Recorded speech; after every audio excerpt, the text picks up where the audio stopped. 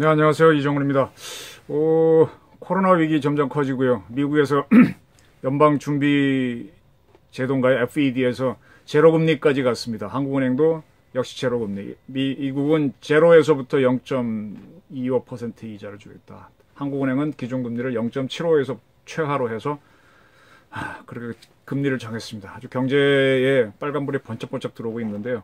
이 위기를 어떻게 돌파할 것인지 상당히 걱정되고 있습니다. 뭐 그것뿐만 아니라 뭐 선거는 다가오는데 선거는 또 어찌 될지도 문제인데, 오늘은 많은 분들이 알면서 놓치고 있는 문제를 하나 좀 거론했으면 합니다. 다른 분들이 다 하신 걸 좀 피해가면서 제가 문제 제기를 하겠는데요. 주한미군에 있는 한국인 근로자들의 무급 문제입니다. 다음 달부터 지금 한미 방위비 분담금 협정이 이루어지지 않아가지고, 지금 오늘부터인가요? 제11차 방위비 분담금 협정 회의를 들어갔는데 아마 합의가 안 될 겁니다. 그러면 4월 1일부터 주한미군이 한 2만 8천 명, 2만 5천 명 정도 있죠. 그 절반에 해당하는 숫자가 한 12,000명, 3,000명 될 텐데, 그 정도의 한국인들이 주한미군 기지에 근무를 하면서 주한미군 일을 도와주고 있습니다. 그 중에 일부는 뭐 순수한 서비스직이라서 해당이 안 되고, 해당이 되는 분들이 한 9,000명 정도 되는데, 그분들은 한미 방위비 협정에 따라서 제공되는 방위비를 근거로 봉급을 받습니다.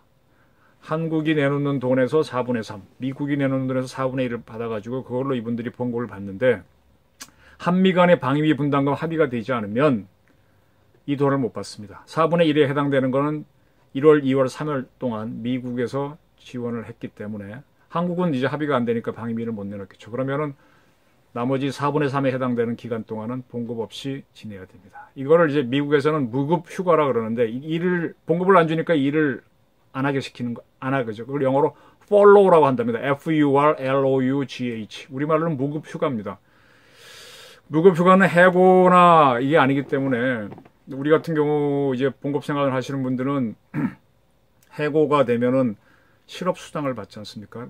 우리 4대 보험에 따라서. 근데 이분들은 무급 휴가이기 때문에 뭐 해당도 안 되고요. 그냥 집에서 봉급 없이 그냥 다시 부를 때까지 기다려야 되는 이런 상황이 됩니다. 자, 이런 상황이 됐을 때, 자, 주한미군이 이제 미군 자체가 한 25,000에서 28,000, 또 한국인들이 한 15,000, 12,000 해가지고 얼마입니까? 한 4만 명 정도가 돼서 돌아가던 조직인데, 그 중에 한 4분의 1에 해당되는 사람들이 빠졌을 때 주한미군이 제대로 돌아갈 수 있느냐? 이럴 경우에 안보 문제는 문제가 없느냐라는 문제가 되겠죠. 이분들 한국인 근로자들이 여러 파트에서 일을 하기 때문에 미군들은 순수하게 전투 임무만 주로 할 수 있었는데, 만약 이분들이 그걸 안 한다. 예를 들면 이분들이 하는 게 그런 거면, 쉽게 말하면은 군부대에도 화재가 날 수 있잖아요. 그럼 소방대 같은 경우를 군인들로 배치해 놓는 게 한국군이라면, 여기서는 순수 작전 임무는 아니니까 그건 한국인들로 한다든지, 또는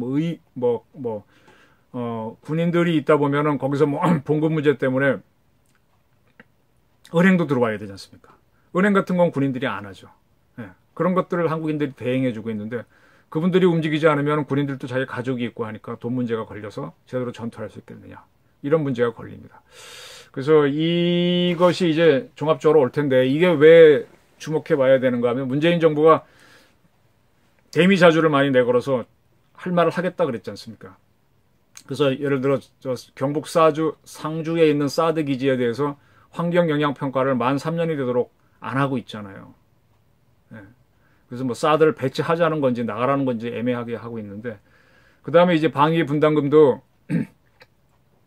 미국이 많이 요구했죠. 5배를 인상하겠다라고 했다가 뭐 어쩌고저쩌고 해서 좀 내려온 것 같긴 한데, 거기 못 따라가게 되면, 주한미군이 제대로 돌아가지 않게 되면 한국인 한 10,000명에 이르는 사람들이 일시적으로 언제 기한 없는 무급 실업자가 되는데, 그분들이 갖고 있는 문제는 어떻게 할 것이며, 또 그분들이 빠짐으로 인해서 주한미군이 한국 방위에 기여하는 부분이 상실되면 어떻게 할 것이냐라는 문제가 문재인 정부한테 가게 되죠.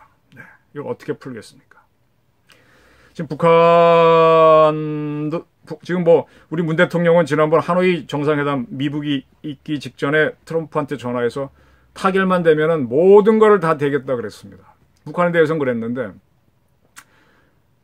문 대통령은 대한민국 국민을 책임져야 되는 사람이잖아요. 근데 주한미군 기지에 근무하는 근로자들은 한국인 근로자는 한국 국민이거든요. 미군 부대에서 일을 할 뿐이지 세금도 우리한테 내고. 근데 이분들은 책임지지 않겠다라고 가게 되면 어떻게 되나요? 북한은 지원하고 우리는 안 한다고. 그리고 또 그로 인해서 만약에 방위 안보 시스템에 문제가 있으면 어떻게 되나요?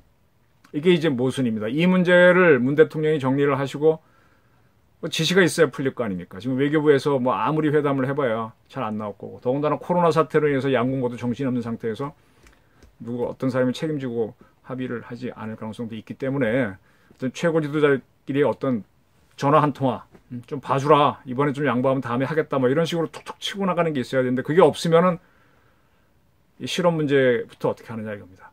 지금 주한미군 노동조합에 있는 사람들이 이번에 이제 9,000명 정도가 그 중에서도 이제 꼭 필수 요원들은 근무를 시키겠답니다, 미군이. 근데 나머지 한 6,000명 중에서 얼마가 될지 모르지만은 개인적으로 통지를 하고 있대요. 미국 법에 따라서 뭐 60개월, 60일 전, 30일 전, 뭐 며칠 전 해서 계속 당신은 이번에 무급휴상 대상자요, 뭐 당신은 아니요, 필수 요원이 아니요 통보를 하고 있다는데 그분들이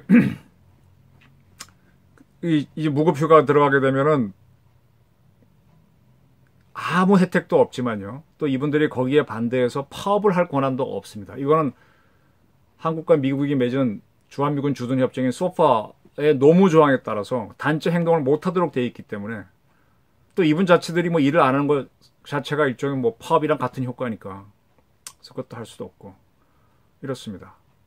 상당히 그래서 주한미군 노조 측에서도 양국의 협정에 따라서 저항할 방법은 없고 그렇답니다. 근데 이쪽 얘기를 들어보니까 뭐 이분들이 나는 봉급이 좀 많은 줄 알았더니 그렇지도 않대요. 한국이 그동안 굉장히 경제 성장을 하면서 대기업들 중심으로 봉급이 높아져가지고 이분들이 뭐 그렇게 많지가 않네요. 높았다고 하는 건 20, 30년 전 옛날 얘기고 지금은 뭐 그런 최고 직장도 아니고 또 여기뿐만 아니라 주한미 대사관에 근무하는 한국인들도 그렇게 봉급이 많지가 않답니다. 그만큼 한국이 많이 올라갔다는 얘기겠죠. 자, 이렇게 그러니까 이제 뭡니까 빈대 잡으려고 초가삼간 태우는 것, 가령 뭐 남북관계 개선을 위해서 미국을 괴롭히다 보니까 주한미군 기지에 근무하는 한국인 노동자 한 10,000여 명이 무급 휴가를 대는 문제. 어떻게 푸냐 이겁니다. 이게 이제 모순인데 지금 코로나 사태 심각하죠. 근데 여기에 이것까지 풀려고 하면 대통령이 아마 굉장히 머리가 아플 겁니다. 근데 이걸 풀어줘야죠. 한 개라도 이 짐을 덜어야 될 게 아니야. 지금 뭐 코로나 문제, 뭐 북한 문제. 북한이 만약에 ICBM급 미사일이나 핵 실험을 한다면 또 수치가 올라갈 거고 또 미국은 미국대로 지금 보통 미국이 칠함대에다가 항공모함 한 척하고 전단을 갖다 놓는데 지금 추가로 뭐 괌에 갖다 놔서 세 개의 전단이 와 있다. 동아시아에. 그래서 필요하게 되면 한미연합사를 가동하지 않고 인도태평양 사령부 작전 계획으로 북한을 때릴 수 있다. 그렇게 때리는 이유는 뭔가 하면은 그 미국이 2017년도에 원비어라고 하는 미국 청년이 북한에 잡혀서 조사를 받고 수사를 받고 하다가 돌아와서 죽었잖아요. 원비어 사건 이후에 미국이 다시 북한을 테러 지원국으로 지정했거든요. 테러 지원국으로 지정되면은 미 대통령의 승인만 있으면 즉각적으로 공격을 할 수 있습니다. 그게 이제 지난번 이란의 쿠두스군 사령관인 솔레이마니를 핀포인트 어택으로 제거한 거랑 같은 건데 어쨌든 북한은 테러 지원국으로 미국이 지정해놨기 때문에 필요하면 공격을 할 수 있습니다. 그렇게 되면은 한반도의 안보 요구는 굉장히 셀 텐데 주한미군이 정상 가동 못한다 그러면 안보는 어떻게 할 건지 이런 여러 가지 문제가 걸려 있습니다. 그래서 하나하나 풀어가야 되는데 전부 다 이렇게 좀 봉착돼 있어요. 코로나 사태도 풀지 못하고 제가 이걸 풀기 위한 아이디어로서는 미스터 트롯 하듯이 상금을 딱 걸어놓고 이거를 해결하는 국민한테는 뭘 주겠다라고 해서 빨리 해결하는 쪽으로 아이디어를 몰아서 해야 될 거 아닙니까? 그런 아이디어를 제기하고 거꾸로 이제 지금 미국도 지금 코로나 사태가 심각해지니까 다 민족주의로 가고 있잖아요. 오늘 동아일보에서 유럽의 생켄 조약이 무력화됐다. 생켄 조약이란 게 뭔가 하면은 그 EU 국가끼리는 서로 막 국경을 마음대로 국경 없이 다니는 건데 이탈리아에서 코로나 환자가 많으니까 프랑스가 독일이 오스트리아가 국경을 닫으면서 다시 국경이 부활되면 그럼 다시 민족주의 민족 단위 국가로 가는 거죠. 쪼개지는 건데 생켄 조약이 깨지는 건데 그런 식으로 가고 있단 말입니다. 이미 그 시작은 영국의 브렉시트에서 EU를 탈퇴하겠다. 그리고 미국도 아메리카 퍼스트 하면서 미국 국수주의로 가겠다. 과거에는 뭐 세계 문제를 푸는 세계 경찰 역할을 하면서 엉클 톰처럼 막 지원도 했는데 지원 안 하고 나만 일단 살아야 되겠다는 민족주의로 국가주의로 갔지 않습니까? 근데 이제 우리 문 대통령은 북한에 대해서 우리가 뭘 개입을 하겠다고 하는 어떤 좀 넓은 민족주의가 아닌 좀 조금 뭐랄까 좀 넓은 쪽으로 갔는데 시대랑 지금 안 맞죠. 안 맞고 있는데 그런데 예 그런 이렇게 민족주의로 가고 있는 상황에서 그 지금 그 주한미군 노조 문제를 어떻게 풀지 저는 상당히 지금 이제 미국이 분명히 이제 방위 분담금에서 양보를 안 할 거란 말입니다. 이러고 어떻게 할 겁니까? 과거 이제 김영삼 정부 때 일본하고 한일 어획 협정을 새로 맺게 됐는데 그때 그걸 갖고 굉장히 시끄러웠어요. 일본이 더 유리한 쪽으로 한일 어획 협정을 바꿨죠. 그거는 유엔 해양법 협약이 바뀌었기 때문에 그걸 근거로 하면 일본은 그렇게 주장할 수 있어요. 근데 우리는 과거에 기득권을 요구하려고 그랬죠. 아무 타결이 안 돼요. 그 타결이 안 돼서 한일 어획 협정이 죽어버리면은 일본은 자국법에 따라서 일본 근해로 오는 한국 어선들을 통제하니까 우리가 손해가 커요. 결국은 그 다음에 IMF 경제 위기 겪고 난 다음에 김대중 정부가 들어서서 일본이 요구하는 걸 거의 받아들이는 식으로 타결을 지었죠. 짓고 나니까 뭐 손해 봤니 어쩌니 하지만 뭐 그거대로 굴러가니까 지금까지 온 겁니다. 세상이 바뀐 건데 지금 전 세계적으로 이제 민족주의 국가 단위로 다시 돌아가고 있는데 미국도 자기 중심으로 가는데 우리한테 방위 분담금을 쉽게 양보 안 할 거란 말입니다. 근데 대미자조를 너무 주장했으니 지금 미국이 하자는 대로 가게 되면은 패배를 자해하는 거가 되니까 어쩔 수 그렇게 하지도 못하고 이게 이제 봉착인데 이 문제를 해결하는 건 결국 리더입니다. 리더. 그 밑에 있는 공무원들은 시키는 대로 수하기 때문에 결정권이 없어요. 내려주세요, 내려주세요 반복만 할 겁니다. 그럼 결국은 스톱되게 되면 한일 업종이 스톱되게 되면 한국인들이 스트레스를 받고 물론 일본도 받겠지만 그게 좋은지 불리하더라도 타결을 짓고 불리한 상태에서 작아진 이익을 지키는 게 좋은지 이런 문제가 나올 겁니다. 그리고 이러한 상황이 되게 되면 분명히 북한은 갈라치기를 할 겁니다. 뭐 미사일을 쏘거나 핵실험을 하거나 아니면 그 이상의 도발을 해서 한미 간에 이제 틈 벌리기를 하겠죠. 미국 때문에 뭐 안보가 약해졌다. 미국 필요 없다. 이런 얘기 나오도록 하겠죠. 자, 이런 이제 위기 상황이 자꾸 벌어지는데 그동안 문 대통령이 큰 문제 고민을 안 했잖아요. 탈핵 정책도 생각 없이 그냥 해가지고 밀어붙이다가 그냥 여론 국민이 좋아하면 하는 거잖아요. 근데 국민들은 닥칠 때까지는 심각하게 고민을 안 하거든요. 자기 문제가 되니까 심각해지는 거잖아요. 이 코로나 사태도 중국에서 돌 때는 뭐 그러려니 하다가 우리가 닥치니까 이제 난리지 않습니까? 그래서 지도자는 선견지명이 있어서 좌견천리하면서 미리미리 대처를 해야 되는데 그 능력이 딸리면은 국가가 위기가 옵니다. 저는 문정부의 위기는 내치보다는 외교에서 올 거라고 예상을 하고 있습니다. 지금 많이 외부에서 오고 있거든요. 코로나 문제라든지 뭐 한미 관계라든지 이걸 어떻게 할지 또 이런 것들이 잘못 풀리면 사이로 총선대 영향을 끼칠 거고 그 이후에 또 한미 관계에 영향을 끼칠 거고 심각합니다. 그래서 저는 장고 끝에 악수를 두는 사람도 있고요. 장고를 오래 해갖고 신의 한 수를 해서 이기는 수도 있지만 그 기회비용을 따지면 이긴 건지 지는지 잘 헷갈리는 게임이 있어요. 그래서 선택을 해야 되는데 뭐를 포기하고 뭐를 받을 것이냐 이런 선택들을 잘해야 되는데 그 문제에 진짜 몰리고 있다. 위기가 한꺼번에 화불단행처럼 한꺼번에 왔습니다. 문정부에서 이걸 해야 되는데 선거라는 것 때문에 코로나 때문에 그냥 또 방기하고 있다가 또 10,000명의 무급휴직자가 나와갖고 이게 어떤 사회 불안 요인이 돼가지고 또 더 큰 위기가 받는 이거는 이제 자존심 때문에 더 큰 위기를 초래하는 건데 지금은 위기를 막는 게 아니라 위기를 줄이는 쪽으로 가는 거죠. 지는 게임에서는 36개 중에서 패전개를 할 때는 패전의 강도를 줄이는 쪽으로 가다가 역전을 노려야 되죠. 역전을 시키긴 너무 힘들잖아요. 그래서 그런 게임을 해야 되는데 이기려고 지는 게임이 지고 있는데 이기려고 막 훅 날리다 보면 한 방 턱이 열려서 KO 당할 수 있지 않습니까?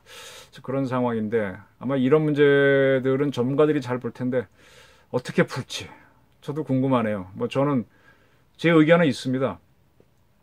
줄 건 주고 받을 거 받으라 이거예요. 달라는 건 줘야 돼요. 저 기자 생활하면서 후배들이 뭐 달라고 하면 그냥 줍니다. 그거 안 주면 원망 사요. 주고 나서 대신에 딴 걸, 그에 상응하는 딴 걸 이렇게 요구를 하는 쪽으로 해야만 공평해지지. 그 달라는 거를 안 주게 되면 원한을 사거든요. 그래서 어쨌든 그건 제 방식인데 우리 문 대통령은 자존심이 강한 분이라서 어떻게 할지. 근데 그 문제는 그분만의 피해가 아닌 우리 전체의 피해가 온다는 것. 지난번에 이제 남북 관계도 그렇게 많이 풀어오셨는데 문제입니다. 한번 여러분 코로나도 심각하겠지만은 코로나만 바라보다가 다른 데서 무너지는 걸 못 볼 수가 있습니다. 방위비 협정 문제 잘 보시고요. 한 10,000명의 한국인 근로자들이 무급 휴가를 가게 됐다. 근데 아무 대책이 없다라는 것. 아무 대책이 없다는 게 진짜 문제입니다. 한번 봐주십시오. 그래야 국민들이 좀 지혜를 내고 하나씩 문제를 풀 수 있지 않을까. 문정부한테 모든 걸 맡기기에는 좀 무능력한 것 같습니다. 감사합니다.